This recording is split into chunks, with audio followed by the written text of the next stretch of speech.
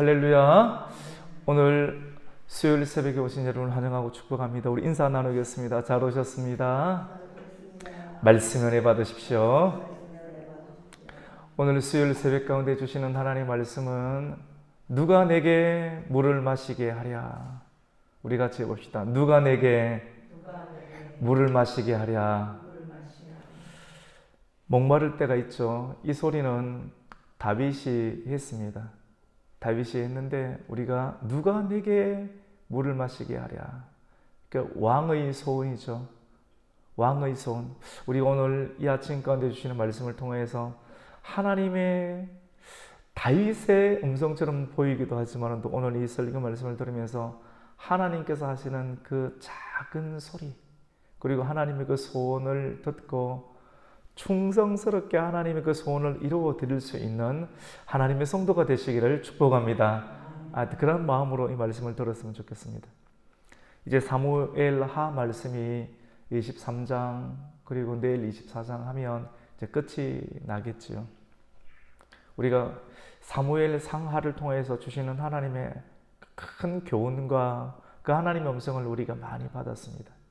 이 마무리를 하면서 오늘 사무엘하 23장을 통해서 다윗에게 충성스러웠던 다윗이 왕이었지만 또 그에게 한 번도 패하지 아니하고 계속 100점 100배 승리할 수 있었던 그 요인이 어디 있었는가를 성경은 우리에게 말씀하고 있는데, 그에게는 충성스러운 용사들 37명이 있었음을 기록을 하고 있습니다. 37명이 있었는데 그 37명의 이름을 소개를 다 하고 있습니다. 첫 번째로는 그 37명 중에서도 정말로 어떤 가는 3명의 용사들이 있었고, 그리고 두 번째로는 버금가는, 이 어떤 사람이 있었지만 그 어떤 버금가는 3명의 용사가 있었고, 또 나머지 30명의 용사를 이름을 한 명씩 간단하게 이름을 언급하고 맨 마지막에 총 37명이었더라 하면서 마지막 37명째의 용사의 이름을 이 밧세바의 아내였던 우리아를 언급하면서 37명의 용사의 이름을 기록을 하고 있습니다. 여러분, 성도의 존재와 정체성, 나는 왜 존재하는가? 이 일 많고 고생 많은 이 세상 나는 어떻게 살아야 되고 나는 왜 살아가고 있는가? 나의 존재의 이유 그리고 정체성을 어디서 찾아야 되는가? 그것은 세 가지입니다. 이 세 가지를 성도는 꼭 기억해야 됩니다. 첫 번째는 나는 하나님의 자녀다. 여러분은 예수님을 믿으면서 하나님의 자녀가 되었습니다. 믿으시죠? 하나님의 자녀다. 그 다음번에는 뭐냐면 나는 하나님의 형상이다. 하나님께서 우리를 하나님의 형상으로 만드셨다.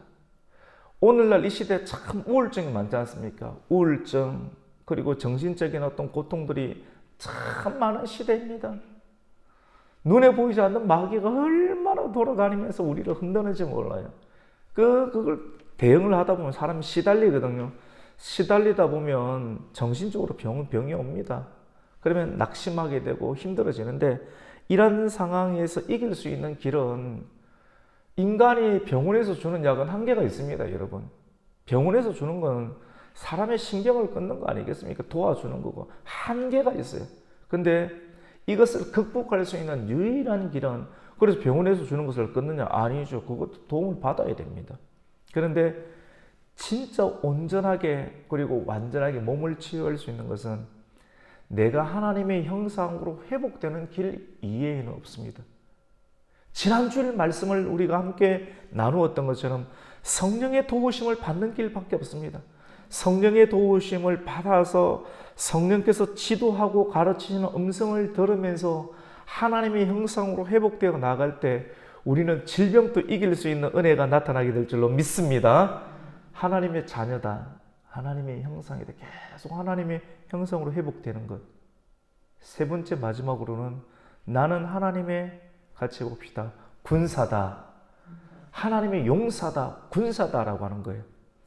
오늘 사무엘하 23장 8절부터 37절까지 말씀 가운데 9절까지 말씀 가운데 다윗의 충성스러운 용사들을 소개하고 있다라고 하는 거예요. 이 말씀을 통해서 나는 하나님의 이 충성스러운 용사의 반열까지 가기 위해서는 첫 번째로는 나는 하나님의 자녀가 되어야 되지 군대에 들어갈 것 아니겠습니까? 교회에 들어갈 것 아니겠습니까? 나는 하나님의 자녀다. 그리고 나는 하나님의 형상이다. 세 번째로는 하나님의 용사다. 여러분, 이 세 가지는 너무너무 중요합니다. 성경을 확 쥐어짜서 틀 안에 집어넣으면, 깨를 짜서 틀 안에 집어넣으면 참기름이 나오듯이 성경을 짜서 이 세상의 틀 안에, 하나님의 틀 안에 집어서 쭉 짜게 되면 하나님의 자녀, 하나님의 형상, 하나님의 용사, 이 세 가지가 딱 나온다고 하는 것이죠. 이 세 가지를 머릿속에 탁 인이 베기듯이 박아놓고 있으면 어떠한 흔들림과 유혹 가운데서도 견뎌낼 수 있는 능력과 힘이 이 세 가지 안에 있습니다. 우리 오늘 다윗의 세 용사를 한번 볼까요? 37명 중에 오늘 본문이 드러내는 첫 번째 용사는 어떤 용사 3명입니다. 그 사람의 이름을 소개하는데 이름이 어떻게 되느냐? 요셉 바세벳이다. 오늘 8절에 나오죠. 다윗의 용사들의 이름은 이러하니라. 다고먼 사람이 요셉 바세벳이라고 하는데 그 사람에 대해서 소개하는데 뭐라고 합니까? 800명을 단번에 쳐 죽였다라고 8절에 소개를 하고 있습니다. 여러분 대단하죠? 요셉 바세벳 이름을 다 안 외워도 됩니다. 이름이 잘 외워지지도 않습니다. 무슨 요셉처럼 요셉 바세바도 아니고 바세벳 이렇게 이야기를 합니다. 어렵죠. 근데 이 사람에 대한 소개는 800명을 단번에 쳐 죽였다. 대단한 사람이죠. 다윗 주변에 이런 엄청난 용사들이 혼자서 800명을 감당할 수 있는 사람, 이게 뭐 그냥 신화인가 이래 싶지 않습니까? 근데 이 말씀에 우리 집중해 볼 필요가 있습니다. 지금까지 우리는 다윗이 골리앗을 쳐 죽이고 난 이후 가운데 이스라엘 나라의 장수가 되고, 그리고 계속 사울에게 쫓겨다니면서 서글픈 신세를 살아가면서 다윗 주변에 400명의 사람들이 모이고 600명의 사람들이 모였다는 소리를 들었지만은 이 요셉 바세밧이라는 소리는 듣지 못했습니다.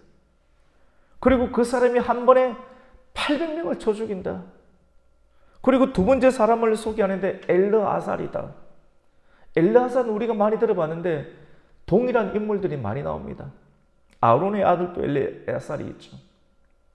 근데 이 엘르아살은 똑같은 이름이지만도 다윗에게 충성스러운 사람이었는데 이 엘르아살을 어떻게 소개하고 있는가? 굉장히 다윗과 함께 했으니까 여러분 굉장히 피곤한 인생이었죠. 용사는, 충성스러운 사람은 어렵고 힘들 때 떠나지 않고 꽉 붙어서 있습니다. 자기와의 싸움에서 이겨내야 되고요. 그리고 하나님을 끝까지 믿어야지만 이런 충성이란 부분들이 나오고 용사의 반열 가운데 들어가게 됩니다. 800명을 단번에 쳐 죽이고, 그리고 이 엘르아살에 대해서 소개를 하는데 피곤한데도 불구하고 충성스러웠다라고 성경은 말합니다. 피곤한데 정말 피곤한 일이 많습니다. 그런데도 끝까지 정신력으로 이겨내는지 하나님의 능력으로 이겨내어서 오늘 엘르아살이 전쟁을 수행하는데 칼로 상대방과 자꾸 전쟁을 하는데 끝도 없이 전쟁이 일어나고 끝도 없이 상대편이 일어나면 사람이 지쳐버리고 칼을 놓고 싶지 않습니까? 근데 그 칼을 얼마나 놓고 싶겠습니까? 나도 좀 편안하게 살고 싶고, 나도 저 일반 사람들처럼 편안하게 살고 싶고, 하고 싶은 말 다 하고 싶고. 그런데 이 엘르아살은 너무너무 피곤했지만, 전쟁하는 것이 너무너무 피곤했지만 손에서 칼을 놓고 싶어. 이 말씀에 칼을 좀 놓고 싶어. 남들처럼 비난도 하고 막 그렇게 살고 싶어. 그런데 입에 재갈을 물리고 이 엘르아살은 너무너무 피곤했지만 손에 칼을 놓고 싶었지만 칼을 놓지 아니하고 그 칼이 놓고 싶지만은 안 놓지 않고 성경은 칼에 손이 붙어버렸다고 했습니다. 얼마나 칼을 계속 붙잡고 있었는지 칼이 손에 붙어버렸어요. 우리 한번 볼까요, 여러분? 우리 9절 말씀 한번 읽어보겠습니다. 10절을 읽습니다. 10절을 읽습니다. 시작. 그가 나가서 손이 피곤하여 그의 손이 칼에 붙기까지 블레셋 사람을 치니라. 그날에 여호와께서 크게 이기게 하였으므로 백성들은 돌아와 그를 따라가며 노래갈 뿐이었더라. 이 사람이 바로 9절에 나오는 엘르아살입니다. 너무너무 피곤한데 그의 손이 칼에 붙기까지 손에 칼을 안 놓은 거예요. 이거를 끝까지 붙잡고 힘들죠. 진물이 나고 피가 나고.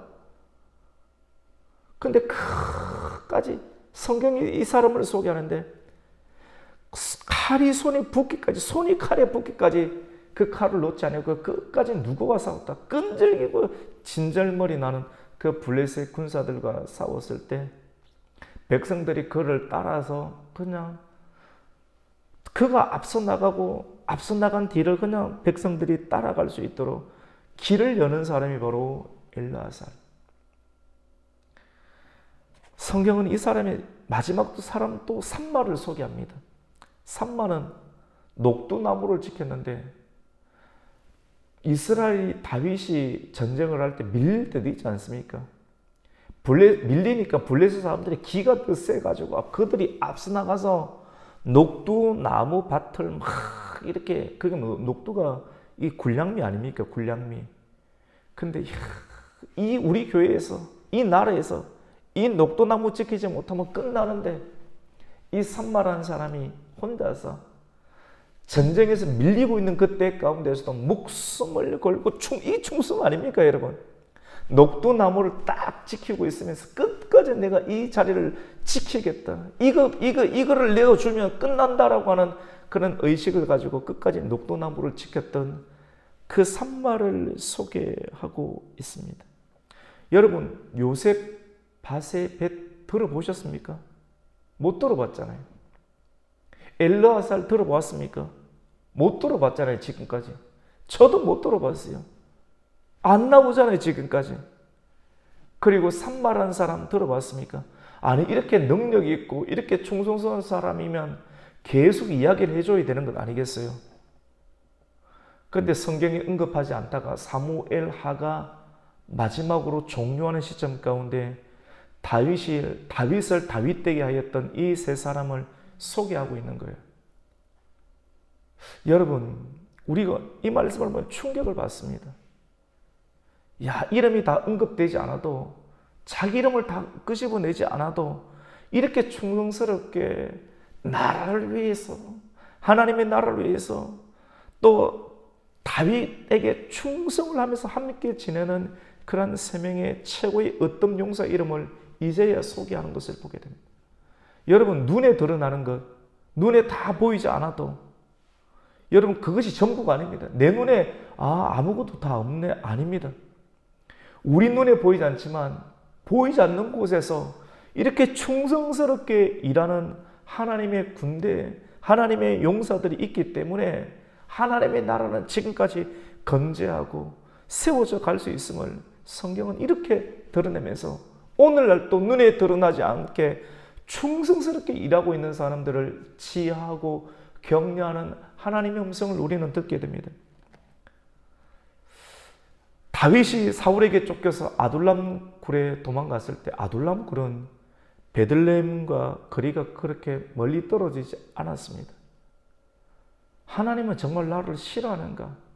내가 잘 되는 꼴을 못 보는가? 내가 뭘 했는데 나에게 이렇게 큰 고통을 주고 고난을 주는지. 하나님, 다윗은 그런 생각을 하지 않았겠습니까? 계속 쫓겨다니고 얼마나 많이 힘들었겠습니까, 심령이. 근데 그런 소리를 입 밖에 내지는 않았지만 시편의 내용들을 보면 다윗이 얼마나 고통스러웠는지를 우리는 알 수 있지 않습니까? 다윗은 그렇게 쫓겨다니면서 이제 하나님께서 400명 정도를 붙여주었는데 그때 아둘람 굴이 있었습니다. 자기 고향이 베들레헴이지 않습니까? 예수님의 고향. 다윗의 예수님의 조상 아닙니까? 이 베들레헴에 너무 사람이 힘들 때는 고향 가고 싶습니다.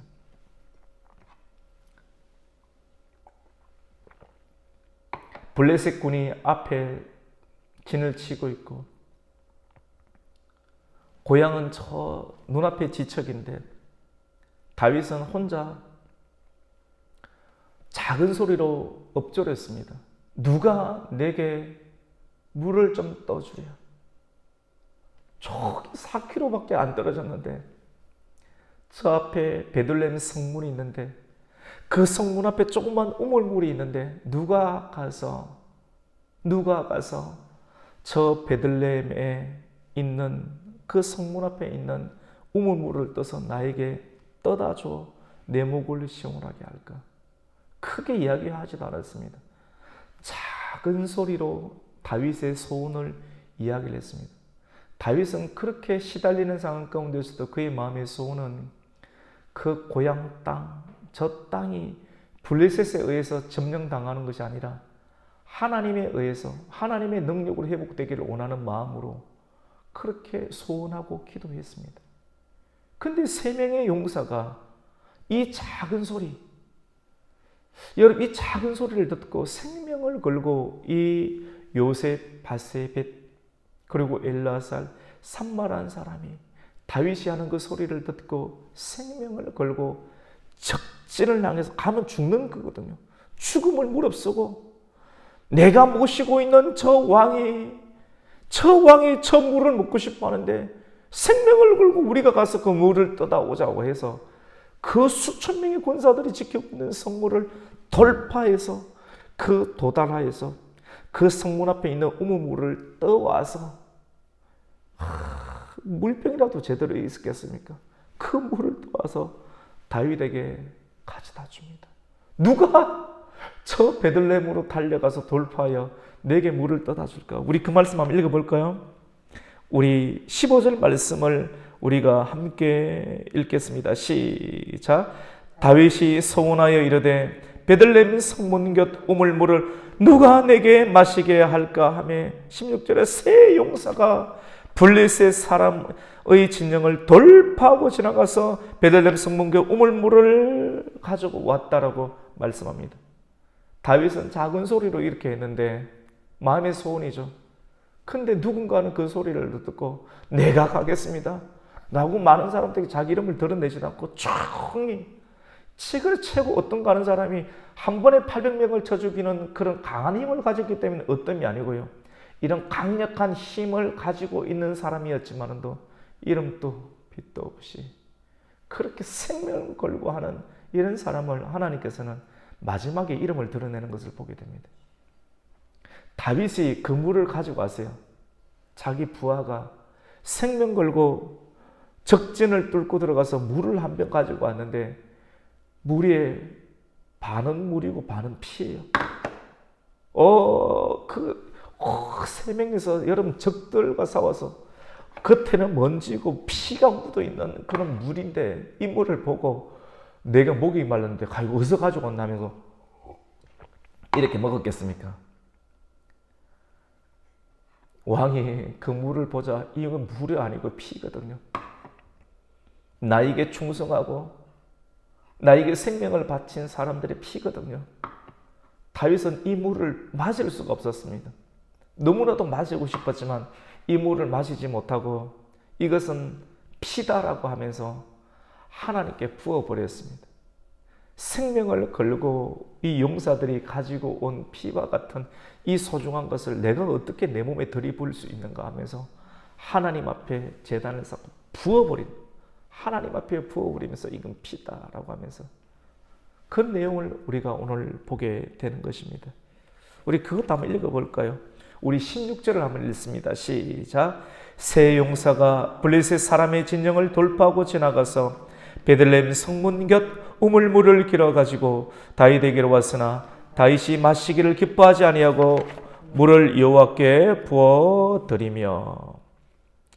여러분 이웃 가운데 또 용사들의 이름을 계속 나열하고 있는데 우리가 그렇게 싸움을 잘하는 요압은 어디 갔습니까? 요압은 다윗이 도망 다닐 때부터 함께 했습니다. 그와 함께 동거동락을 했는데 요압이 이름이 어디 갔냐고요. 여러분, 저는 이 본문을 보면 충격에 빠졌습니다. 하나님께서 요압을 충성스러운 37명의 이름 가운데 집어넣지 않습니다. 왜 요압은 충성스러운 다윗의 용사에 들지 못했습니까? 다윗에게 항명하고요, 다윗의 명령을 다 거절했습니다. 끝까지 자기 주장을 하면서 자기 고집을 피웠습니다. 그리고 왕권을 계속 위협했습니다. 계속 은근히 압박했습니다. 그리고 결국은 다윗이 말년에 병들어 누워있을 때, 아직 왕권을 누구에게 물려줄지를 결정 안 냈을 때, 아도니아라고 하는 아들이 그때 있었거든요. 그때는 그 순서로서는 첫째였습니다. 아도니아가 자기가 첫째니까, 위에 있는 사람들 다 죽었고 자기가 첫째니까 자기에게 왕권이 올 거라 생각하고 반란을 스스로 일으키고 내가 왕이다라고. 근데 그 일들 가운데 요압이 가세를 하는 거예요. 다윗이 늙었지만 또 생각 다 하고 있지 않습니까? 그런데 다윗의 명령이 떨어지기 전에 요압이 그 다음 다윗을 제치고 왕권에 오를 사람과 연합해서 반란을 일으키는 일 가운데 자기의 속내를 드러내게 되자 충성스러운 그러한 용사들의 이름에 요압은 빠지는 것을 보게 됩니다. 성령의 사람 아니죠, 맞죠? 자기 이름을 드러내는 바벨탑의 사람이죠. 충성스러운 사람이 아닙니다. 하나님 나라에 도움이 되지 않습니다. 우리는 오늘 시간 관계상 오늘 여기까지 할 텐데, 이후에 또 버금가는 용사의 이름을 소개하고 한 사람 또 그 특징을 다 이야기하지 않습니다. 이름만 다 나열하면서 37명을 나열하고 있습니다. 우리는 오늘 이 새벽 가운데 다윗에게 이름도 빚도 없이 계속 충성하였던 세 용사를 중심으로 요셉, 바세, 벳, 그리고 엘러, 아살, 삼마 중심으로 오늘 말씀을 듣게 되었습니다. 다윗의 작게 말했습니다. 누가 가서 베들레헴 성문 곁에 있는 우물물을 떠와서 내게 마시게 할까? 다윗의 소원이었습니다. 그리고 개인적인 소원이기도 했지만도 이것은 나라의 소원이었죠, 맞죠? 블레셋을 쳐서 이기고 고향 땅을 회복하는 그 일들. 왕은 이렇게 포부가 커야 됩니다. 근데 이런 부르심, 이런 음성에 세 명의 충성스러운 용사는 생명을 걸고 내 피를 흘린다 할지라도 왕의 손을 들어드리고 싶다라고 하는 그런 눈맞춤을 가지고 함께 조용히 적진으로 달려가는 그 세 명의 모습들. 그리고 결국 하나님께서 함께 해주셔서 블레셋 성문을 지키고 있는 블레셋 군사들을 이기고 그 물, 먼지가 묻고 피가 묻어있는 그 물을 떠와서 다윗에게 떠받치는 그 모습을 보면서 과연 나는 어떤 인생을 살아야 되는가? 오늘날 우리 성도는 어떤 인생을 살아야 되는가? 누가 좀 시키고 싶은데 못 시키는 거예요. 누가 이 일을 할까? 하나님의 그 부르심. 다들. 근데 이사야가 하나님, 제가 여기 있습니다. 제가 그 일을 하겠습니다. 부르심을 받았던 사람들이 하나님의 부르심 가운데 충성스럽게 반응하였던 것처럼, 오늘 사무엘이라는 말씀 가운데 있는 것처럼 이름도 드러나지 않았지만도 그 세 명이 나아가서 적진을 뚫고 성령의 기름 부심으로 돌파해서 그 우물물을 떠왔을 때 다윗은 그 물을 참아 마시지 못하고 여호와 앞에 부어드리면서 하나님께 드리는 그 아름다운, 잊을 수 없는 세 세트로 기억에 남을 만한 그런 아름다운 장면을 우리는 보게 되었습니다. 이런 장면을 보면 사람이 영이 시원해지고 사람의 마음에 기쁨이 들어오고 성령의 새바람이 들어오게 되는 것이죠. 여러분, 오늘 이 말씀을 통하여서 하나님의 음성을 듣는 이 시간이 되기를 축원합니다. 충성스러운 하나님의 부르심, 누가 충성스러운 일에 지원하고 자원할까? 그 하나님의 부르시는 작은 소리에 우리가 반응한다라고 하면 피곤하고 힘들지만 칼을 놓지 않는 거예요. 말씀에 칼을 안 넣는 거예요. 맞죠? 기도의 칼. 손이 막 버진이 일어나고 끝까지 지켜냈을 때 하나님은 지금 다 드러내진 않지만 맨 마지막 장에 드러내면서 이런 사람이 진짜 하나님 나라에 들어가는 엘르아살이다. 요셉 바세벳이다. 삼마다. 그리고 우리아가 처참하게 죽은 것처럼 보이지만 또 하나님은 우리아의 이름을 37명의 이름에 마지막으로 넣으면서 다 내가 알고 있다라고 하면서 하나님 나라에 들어갈 충성스러운 자녀와 형상들과 군사와 용사들의 이름을 적고 있는 것처럼 오늘 이 말씀을 통해서 하나님의 생명록책에 기록될 만한 충성스러운 그 일들을 감당할 수 있는 세미한 그 음성에 칼을 놓지 않고 끝까지 성령의 기름 부심으로 돌파하며 나아갈 수 있는 이 하루를 살아내는 하나님의 성도가 되시기를 예수님의 이름으로 축원합니다. 아멘. 하나님 아버지 감사를 드립니다. 이 아침도 우리를 깨워주시고 충성스러운 하나님의 군사, 충성스러운 다윗의 용사의 이름을 보게 되었습니다. 손에 물집이 생기고 끝없이 이루어지는 피곤한 전쟁 가운데에서도 칼을 놓지 않았던 엘르아살의 이름, 단번에 800명을 쳐 죽일 그런 능력이 있는 사람이지만 지금까지 한 번도 이름이 드러내지 않았는데도 입이 튀어나오지 않았던 요셉 바세벳, 끝까지 이것을 내어주면 우리는 다 진다라고 생각하고 녹두밭을 지켰던 삼마의 세 용사의 이름, 그리고 그들과 버금가는 세 명의 용사, 이름도 빛도 없이 계속 다윗의 나라를 지켰던 37명의 이름들을 우리는 함께 보았습니다. 주님, 우리가 이러한 용사가 되게 하여 주시옵소서. 누가 내게 물을 떠주랴. 하나님의 그 작은 소원과 소리에 응답하여 오늘도 믿음으로 나아가는 하나님의 사람 되게 하여 주시옵소서. 그래서 하나님의 생명록책에 반드시 적힌바 될 수 있는 하나님의 영광을 보게 하여 주시옵소서. 예수님의 이름으로 기도드립니다. 아멘.